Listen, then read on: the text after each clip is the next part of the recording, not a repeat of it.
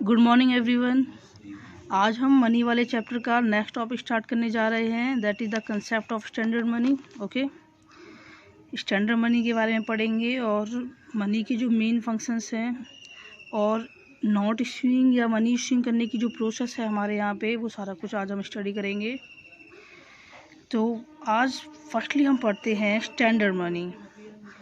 देखिए, standard money is that money which circulate in the economy by way of order authority of the government and in terms of which the government discharges its obligation.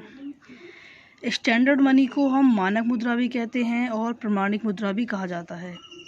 देखिए, यह जो है standard जो money है, ये वो money होती है जिसका गवर्नमेंट या कोई मॉनेटरी ऑफिसर, जो कि गवर्नमेंट या किसी मॉनेटरी ऑफिसर के ऑर्डर के द्वारा इकोनॉमी में ऑपरेट होती है। ओके, और ये जो मनी है ये गवर्नमेंट्स के इसकी जो हम यूज़ से सरकार अपने जो भी डेब्ट्स हैं, जो रिस्पॉन्सिबिलिटीज है, उसे पूरा करती है। तो क्लियर टू यू कि स्टैंडर्ड जो मनी होती है ये गवर्नमेंट के द्वारा या जो मॉनेटरी ऑफिसर है, मीन्स जिसको अथॉरिटी है, उनके ऑर्डर से ये मनी पास की जाती है और ये सारे जो लाइबिलिटीज वगैरह होती है उसे ऑपरेट करती है, उसको कंप्लीट करने में इसका यूज़ किया जाता है। देखिए, यहाँ पे एक नोट डाला है मैंने, एक बार देख लीजिए ये है क्या। इसमें बताया गया है कि हमारे यहाँ पर जो RBI बैंक है, reserve bank of India, that is central bank of India. RBI जो है हर देश में अपनी सेंट्रल बैंक्स होती हैं। हमारे यहाँ पे इंडिया में जो सेंट्रल बैंक्स है that is reserve bank of India. ये नोट इश्यू करने का काम करती है, ठीक है। 1 रुपये के नोट और जो कॉइन्स होते हैं, 1 रुपये का नोट और जितने भी कॉइन्स हैं उनको छोड़कर सारी currency reserve bank of India he issue करती है। और ऑल कॉइन्स और 1 रुपीज़ नोट है that is issued by the government, it means finance ministry. हमारी जो फाइनेंस मिनिस्ट्री है, वित्त मंत्रालय है, वो 1 रुपये का नोट और बाकी जो कॉइन्स में जो करेंसी है वो इश्यू करते हैं। तो आपको ये याद रखना है कि भारत में जो नोट जारी करने की विधि है उसमें 1 रुपये के नोट और सारी कॉइन्स वित्त मंत्रालय जारी करता है, और जितने भी सारे 1 रुपये के नोट और कॉइन्स को छोड़कर जितनी भी सारी करेंसी इश्यू होती है that is issued by RBI, वो इश्यू की जाती है रिजर्व बैंक ऑफ इंडिया के द्वारा। देखिए, अब हम पढ़ते हैं what governors note issuing in India, कि इंडिया में जो नोट्स वगैरह है वो इश्यू करने की क्या स्कीम है। देखिए, एक है, आप लोग सोच सकते हो कि जब RBI के पास नोट इश्यू करने का राइट है तो वो बहुत सारे पैसे इश्यू क्यों नहीं कर सकता, बहुत सारे नोट प्रिंट करके मार्केट में क्यों नहीं लेके आ सकता। इससे क्या होगा, गरीबी कम हो जाएगी, हर लोग, सभी के पास मोस्टली पैसा होगा, क्योंकि हमारे पास RBI अपनी ही बैंक है, अपने देश की सेंट्रल बैंक है, उसके पास पूरा अथॉरिटी है पैसे इश्यू करने का, नोट इश्यू करने का। लेकिन फिर भी वो एक लिमिट से ही नोट क्यों इश्यू करता है, ठीक है। तो उसका रीज़न ये है कि जो नोट इश्यू करते हैं उसके लिए कुछ रूल्स हैं, हमें कुछ ना कुछ सिक्योरिटी जमा करनी होती है। तो उसके लिए जो मिनिमम सिक्योरिटी होती है दैट इज़ 200 करोड़, जिसमें से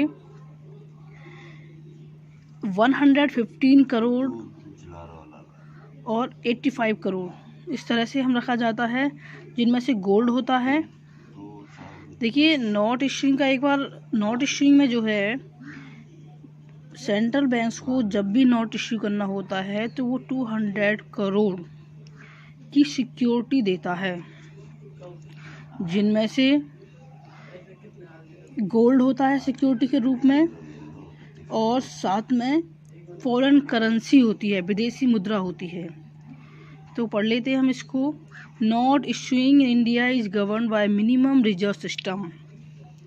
मिनिमम रिजर्व सिस्टम न्यूनतम आरक्षित सिस्टम के अकॉर्डिंग नोट इश्यू किया जाता है। जितनी भी करेंसी होती है ये मिनिमम गोल्ड रिजर्व्स के बेस पर की जाती है। Gold reserve are just the minimum reserve, ठीक है।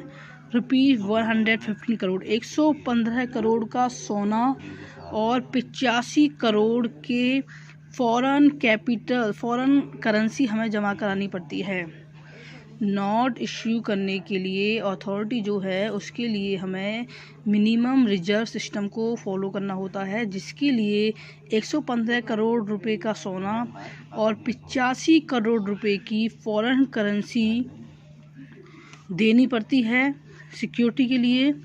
तो इस तरह से जो टोटल रिजर्व में जो होता है उसकी अमाउंट होती है 200 करोड़, 115 गोल्ड के एंड 85 फॉरेन करेंसी के। तो इस तरह से 200 करोड़ रुपए आपके रिजर्व रखे जाते हैं। ओके,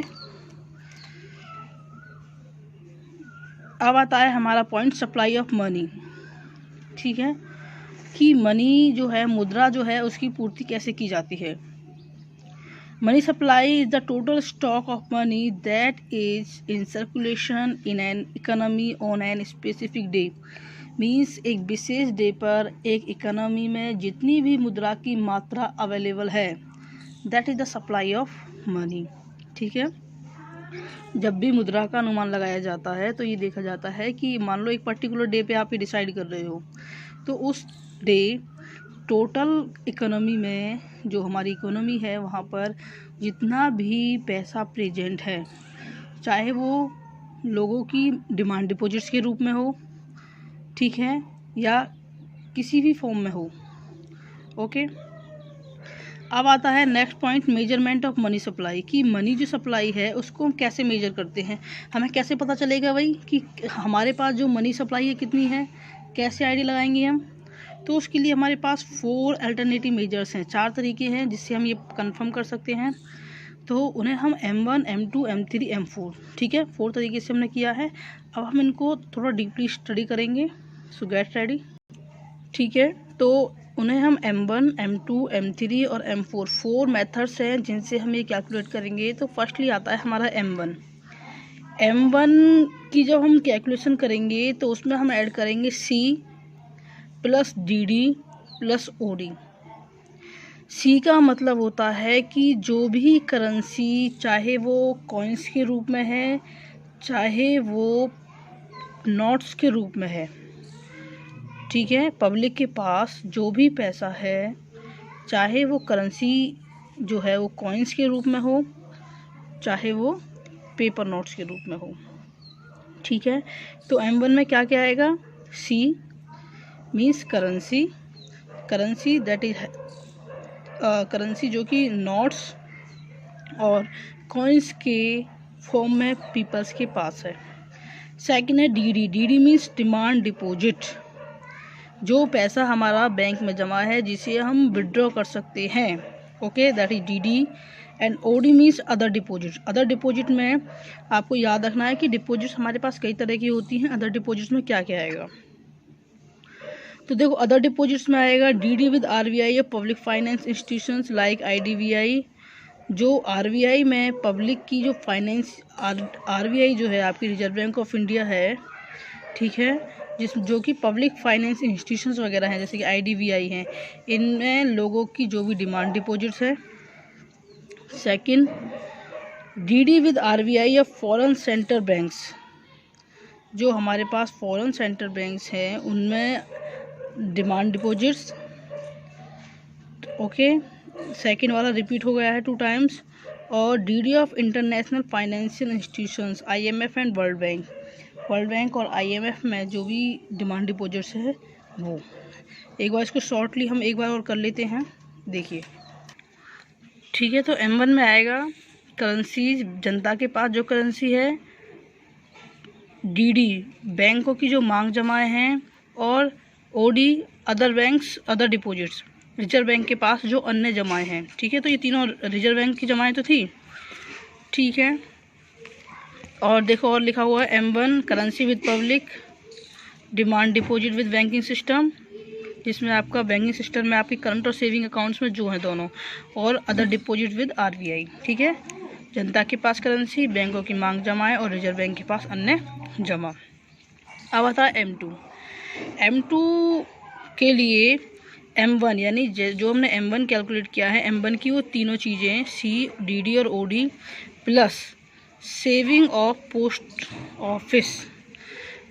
ऑफिस की डाकखाने के जो बचत बैंक की जमा है वो। ठीक है, पोस्ट ऑफिस की जमा है। M2 निकालना आ गया आपको कि M1 plus saving of post office. Third है M3। M3 में भी M1, ठीक है, M1 की तीनों deposits plus time deposit with the banking system. बैंकों की सावधि जमाएं जो कि फिक्स डिपॉजिट होती हैं। ठीक है, तो M3 में M1 में पता है आपको C, OD और DD और plus time deposit with the banking system. अब आता है M4 को कैलकुलेट करने के लिए M3, ठीक है, plus all deposits with post office saving. M3 के साथ जो पोस्ट ऑफिस की सेविंग्स हैं वो हम ऐड करेंगे। इसमें NSC को ऐड नहीं किया जाएगा। NSC होता है नेशनल सेविंग, ठीक है, NSC नेशनल सेविंग सर्टिफिकेट्स होते हैं जो कि हम पोस्ट ऑफिस में जो हमारे अकाउंट्स होते हैं जो हम जमा कराते हैं उसमें। ओके, तो दिस टॉपिक इज क्लियर। अब हम सप्लाई का एक शॉर्ट फॉर्म में देख लेते हैं।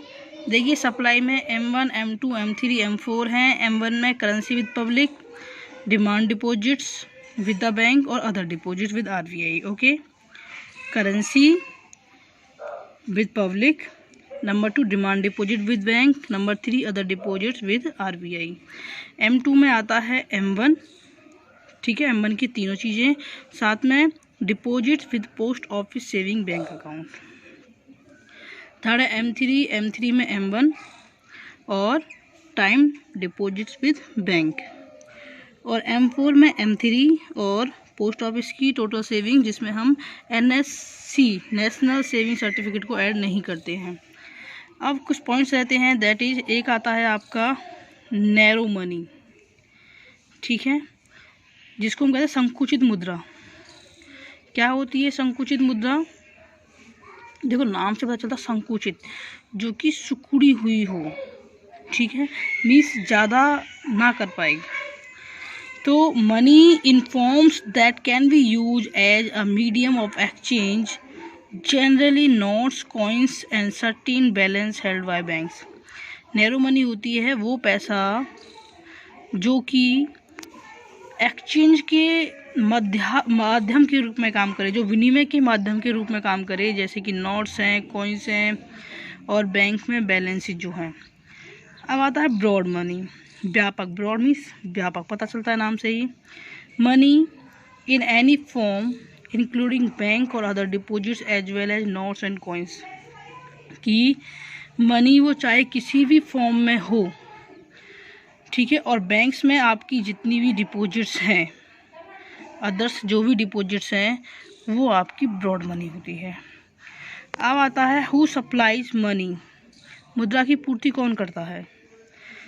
मुद्रा की पूर्ति कौन करता है? ये वही है कि जो नोट जारी करने की प्रोसेस है वो क्या है। हमारे देश में, इंडिया में जो RBI है, reserve banks of India, it mean central bank जो है, उससे अथॉरिटी है नोट इश्यू करने का।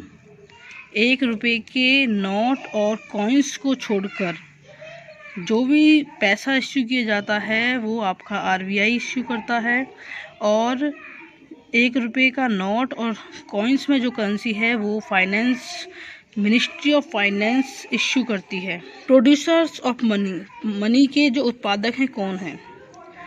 Producers of money refers to suppliers of money, जो मनी के सप्लायर्स हैं, जो मनी की पूर्ति करते हैं, वही मनी के प्रोड्यूसर्स होते हैं। They included the government of the country, इसमें देश की सरकार गवर्नमेंट आती है, बैंकिंग सिस्टम ऑफ कंट्री और देश का बैंकिंग सिस्टम आता है, और बैंकिंग सिस्टम में दोनों ही बैंक्स आती हैं, कमर्शियल बैंक और सेंट्रल बैंक। ओके, तो प्रोड्यूसर ऑफ मनी वो होते हैं जो कि मनी की सप्लाई कराते हैं, जिसमें से गवर्नमेंट ऑफ इंडिया यानी कंट्री की गवर्नमेंट और कंट्री की बैंक्स, कमर्शियल बैंक्स और आरबीआई। ओके, अब चैप्टर ऑलमोस्ट कंप्लीट है, लेकिन कुछ पॉइंट्स रह गए हैं जो मैं आपको ऑरली बता देती हूँ। देखिए, हमारे पास दो तरह की डिपॉजिट्स होती हैं, एक होती है टाइम डिपॉजिट्स और एक होती है डिमांड डिपॉजिट्स। जब आपने M1, M2, M3, M4 calculate करने के लिए किया था, तो हमने जब M1 किया था, ठीक है, जब हमने M1 किया था तो उसमें आया था डिमांड डिपॉजिट्स, मांग जमाएं, और M3 में आया था टाइम डिपॉजिट, समय जमाएं। इनमें डिफरेंस देख लेते हैं।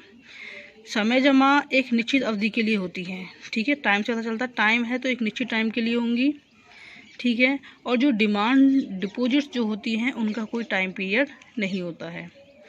समय जमा में जमाकर्ता जब चाहे मुद्रा नहीं निकाल सकते।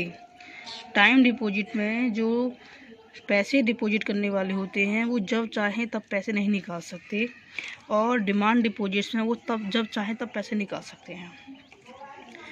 नेक्स्ट है जो समय जमा होती हैं, जो टाइम डिपॉजिट्स होती हैं, उन्हें निकलवाने वाली जमा, वो चेक से निकलवाने वाली जमाएं नहीं हैं। मीन्स इन डिपॉजिट्स को हम चेक से नहीं निकाल सकते, जबकि डिमांड डिपॉजिट्स को हम चेक से निकाल सकते हैं।